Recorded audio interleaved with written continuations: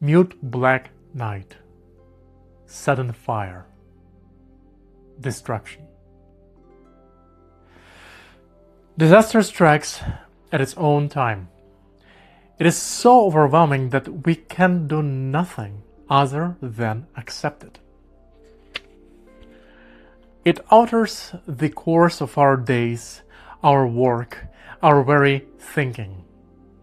Although it is tempting to resent disaster, there is not much use in doing so.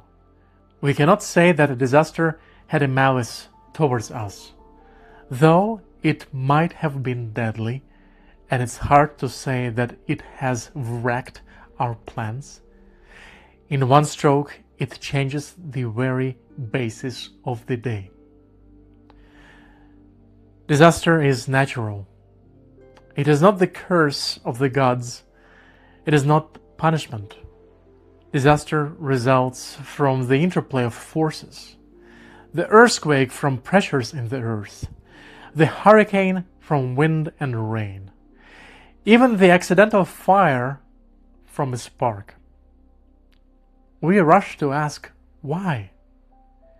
In the wake of a great disaster, but we should not let superstition interfere with dispassionate acceptance. There is no God visiting down destruction. Disasters may well change us deeply, but they will pass. We must keep to our deeper convictions and remember our goals. Whether we remain ash or become the phoenix is up to us. Interpretation.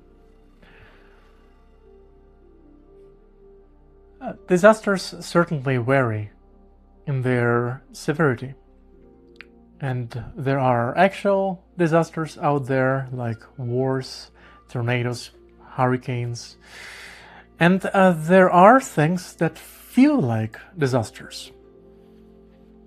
More on that a bit later. Regardless of the type, some of them are not in our control, and some of them, like having a disastrous concert, perhaps more so in our control. And once again, I keep coming back to the same thing, but I do realize it is very easy for me to just take 5 minutes and reflect on some philosophical ideas. And so it is also kind of hypocritical or insensitive for me to do so, as there are many people out there who can't do that. None of this certainly meant to be as any of these videos or readings meant to be as advice, what to do, how to do. They're just readings on something that I did not write. But then I'm putting my own thoughts, my own reflections to what somebody else wrote. So anyway, for those of you who are far less fortunate than I am to just be able to take those 5 minutes and think about things, Slava Ukraini.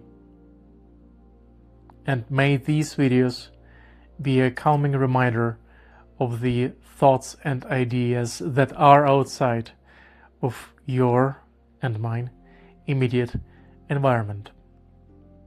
And that's the value of this book, or reading in general.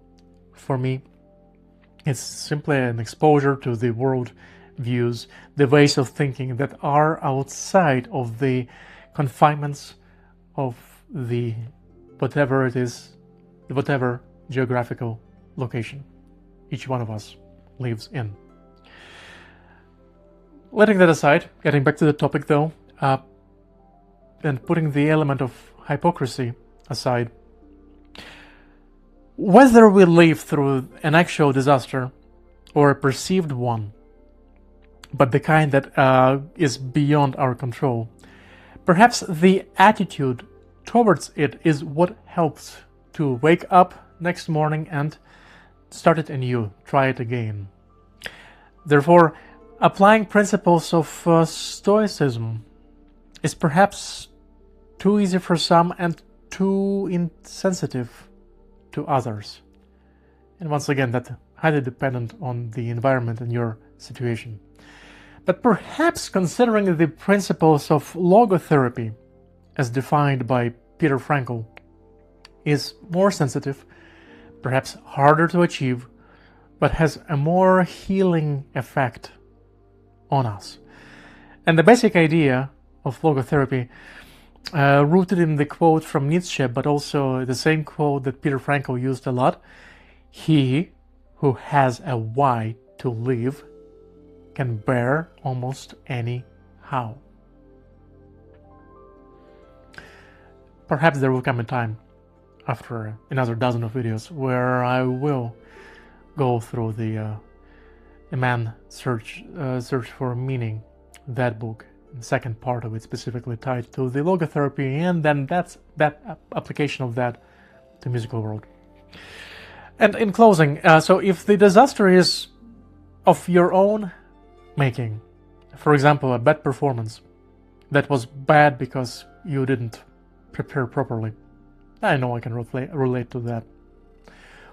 Well, that performance is already in the past, and if you don't want the history to continue to repeat itself, then stop applying Einstein's quote on the screen as your life's motto.